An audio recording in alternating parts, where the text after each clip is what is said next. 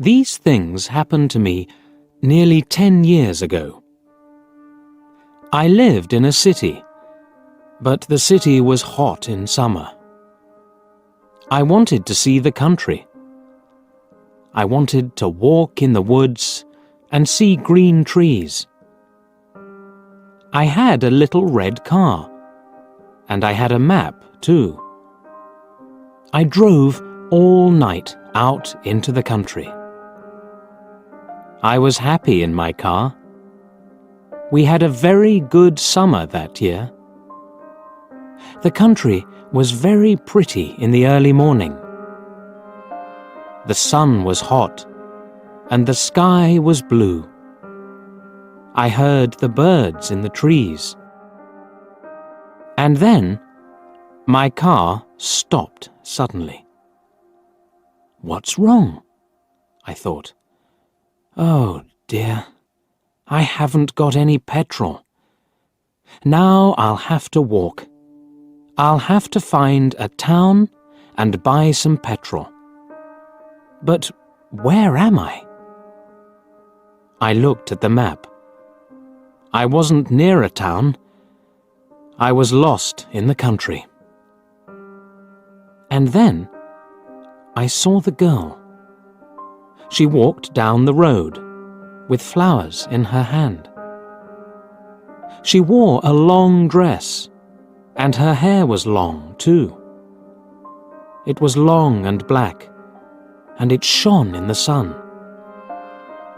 She was very pretty. I wanted to speak to her, so I got out of the car. "Hello," I said. "I'm lost. Where am I?" She looked afraid, so I spoke quietly. "I haven't got any petrol," I said. "Where can I find some?" Her blue eyes looked at me, and she smiled. She's a very pretty girl, I thought. "I do not know," she said. "Come with me to the village. Perhaps we can help you." I went with her happily, and we walked a long way. There isn't a village on the map, I thought. Perhaps it's a very small village. There was a village, and it was old and pretty. The houses were black and white and very small. There were a lot of animals. The girl stopped at a house and smiled at me. "Come in, please," she said. I went in. The house was very clean, but it was strange too. There was a fire and some food above it. I felt hungry then. That's strange, I thought. They cook their food over a wood fire. Perhaps they have no money. I met her father and mother, and I liked them. They were nice people, but their clothes were strange. "Sit down," said the old man. "Are you thirsty after your walk?" He gave me a drink, and I said, "Thank you." But the drink was strange too.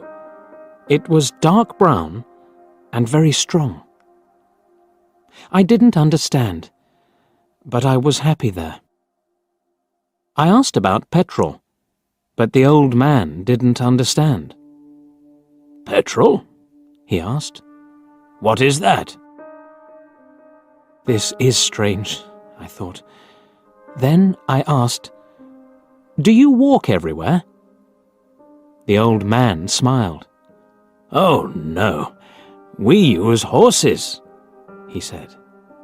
Horses, I thought. Horses are very slow. Why don't they have cars? But I didn't say that to the old man. I felt happy there. I stayed all day, and I ate dinner with them that evening. Then the girl and I went out into the garden. The girl's name was Mary. "This is nice," she said. "We like having visitors. We do not see many people here." We spoke happily. She was very beautiful. But after a time, she began to talk quietly, and her face was sad. "Why are you sad?" I asked her. "I cannot tell you," she said. "You are only a visitor here. We have to say goodbye tonight.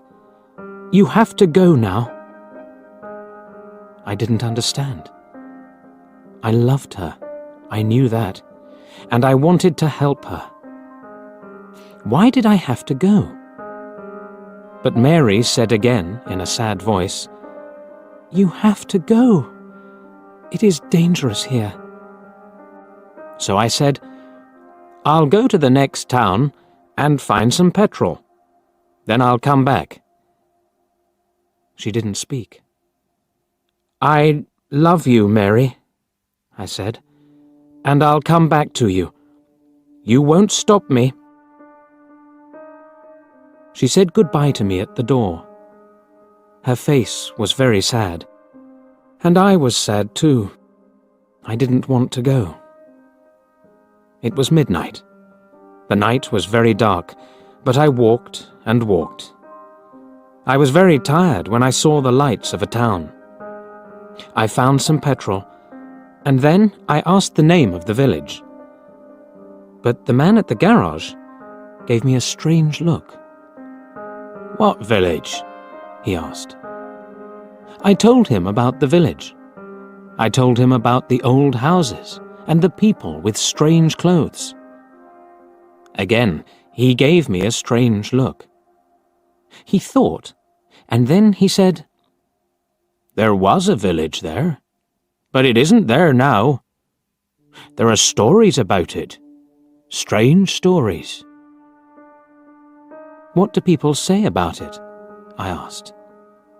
He didn't want to tell me, but then he said, "There was a big fire in the village. Everybody died. There aren't any people or houses there now." "How did it happen?" I asked. "And why?"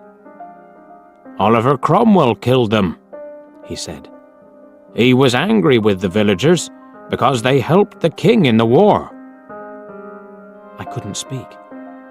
This isn't right, I thought. That war happened 350 years ago.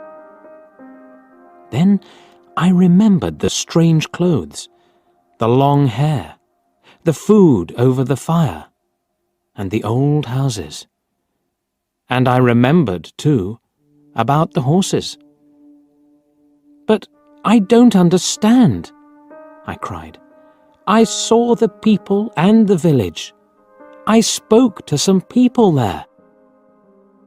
The man looked quickly at me, and then he spoke. "There's an interesting story about the village.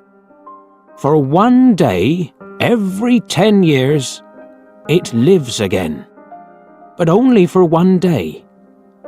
Then it goes away again for another 10 years. On that one day, you can find the village, but you have to leave before morning, or you will never leave." Can this be right? I thought. Perhaps it was. Mary said, "You have to go." She loved me, but she said, "We have to say goodbye." She was afraid for me. Now I understand, I thought. I went back to the village, but it wasn't there.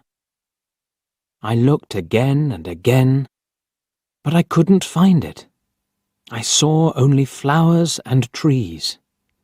I heard only the sound of the birds and the wind. I was very sad. I sat down on the ground and cried. I will never forget that day. I remember Mary, and I will always love her. Now, I only have to wait 2 months. The village will come back again. On the right day, I will go back. I will find her again, my love with the long black hair. And this time, I will not leave before morning. I will stay with her.